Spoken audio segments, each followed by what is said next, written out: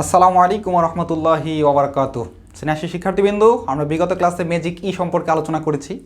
সেখানে দেখেছিলাম দ্বিতীয় বর্ণতে যদি কনসোনেন্ট থাকে এবং এ এবং চতুর্থে ছিল ই, তাহলে উচ্চারণটা ছিল এই। আজকে আমরা দেখতেছি যে দ্বিতীয়তে আছে আই আর শেষে আছে ই, তার মানে এই উচ্চারণটা হবে আই। কি উচ্চারণ করব আমরা? আই। দ্বিতীয় বর্ণ থাকবে আই এবং এরপরে থাকবে ই, তাহলে উচ্চারণ করব আই। যেমন আমরা যদি এখন এক্সাম্পল দেখি, তাহলে এখানে কি থাকবে? কনসোনেন্ট, এখানে আবার কনসোনেন্ট। আচ্ছা, তাহলে বি আই কে ই, এই যে দ্বিতীয়তে আই শেষে আছে ই, তাহলে উচ্চারণটা এখন কি করব? বাইক। কি উচ্চারণ করব? Bike. B I K E, bike. H I K E, তাহলে উচ্চারণ হবে হাইক।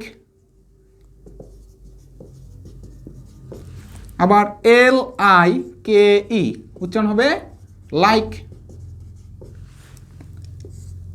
এল আই এফ ই, তাহলে আই আছে শেষে ই আছে, দ্বিতীয়তে আই শেষে ই। দেখো প্রথমটা কনসোনেন্ট, দ্বিতীয়টা কনসোনেন্ট, তার মানে আমার উচ্চারণ হবে লাইফ। আবার আমি যদি ধরি এন আই সি ই, তাহলে দেখো এখানে এই যে দ্বিতীয়তে আই শেষে ই, তাহলে উচ্চারণ হবে কি? Nice.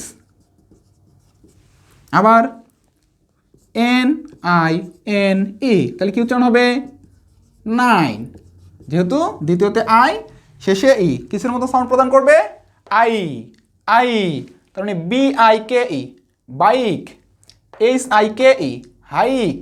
L I K E, like. L I F E, life. N I C E, nice. N I N E, nine. বাচ্চারা যেন ভুলে এটাকে আবার কি না বলে? নাইক না বলে। কেন? আমরা আগেই বলেছি যদি সি এর পরে ই ওয়াই অথবা ই থাকে তাহলে সেই উচ্চারণটা হবে সি বা সয়ের মতো। যেহেতু এখানে সি এর পরে ই আছে, তার মানে এই সির উচ্চারণ সি এর মতো বা সয়ের মতোই হবে, এই জন্য এন আই সি, নাইস। আচ্ছা, অনুরূপভাবে আমরা যদি আরেকটা লিখি, আরও অনেক লেখা যাবে। এফ আই এন ই, কী হবে? ফাইন। এটা হচ্ছে লং ই সাউন্ড প্রদান করবে। ঠিক আছে, তাহলে তোমরা ক্লাসগুলো মনোযোগ দিয়ে দেখতে থাকো এবং আমাদের সাথে মজায় মজায় শিখতে থাকো। ধন্যবাদ।